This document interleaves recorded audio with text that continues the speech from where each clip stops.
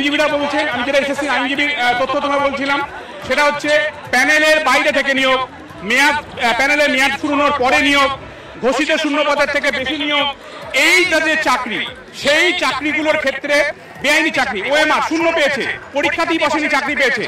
এই সংখ্যাটা প্রাথমিকভাবে দেখা গেছিল এসএসসি বিভিন্ন ওয়েবসাইট, সব জায়গা থেকে যে তথ্য দেখা গেছিল, সব মিলিয়ে সংখ্যাটা প্রায় 5000 বা তার থেকে বেশি হবে। এই বেআইনি চাকরি প্রাপক যারা, তাদের 12% সুদ সহ সমস্ত বেতনের টাকা সংশ্লিষ্ট জেলার ডিস্ট্রিক্ট স্কুল ইন্সপেক্টরের দপ্তরে ফেরত দিতে হবে।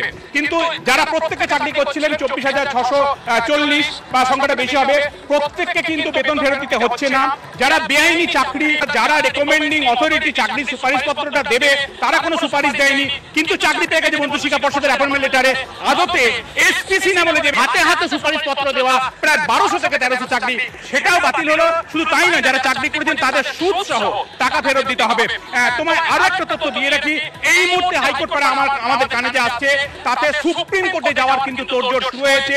যারা চাকরি হারালেন, বেতন ফেরত দিতে, চাকরি হারানো এতদিন পর্যন্ত হাইকোর্ট অর্ডারে ছিলেন, তাদের একটা বড় অংশ সুপ্রিম কোর্টে স্পেশাল লিভ পিটিশন ফাইলের উদ্যোগ নিতে শুরু করেছেন এবং খুব শীঘ্রই তারা আবারও সুপ্রিম কোর্টে যেতে চলেছেন বলে আমাদের কাছে সূত্র মারফত খবর রয়েছে। তবে তুমি আবারও জানি, এই পুরো নিয়োগ প্রক্রিয়া নালেন ভয়েড হলো।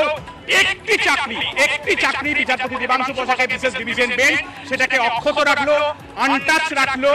সোমা দাস, বীরভূমের বাসিন্দা, ক্যান্সার জয়ী, এই সোমা দাসের চাকরি মানবিকতার কারণ দেখিয়ে বিশেষ ডিভিশন বেঞ্চ এই ক্যান্সার রোগী চাকরিটাকে অক্ষত রাখলেন, তার চাকরিটাকে ছুলেন না।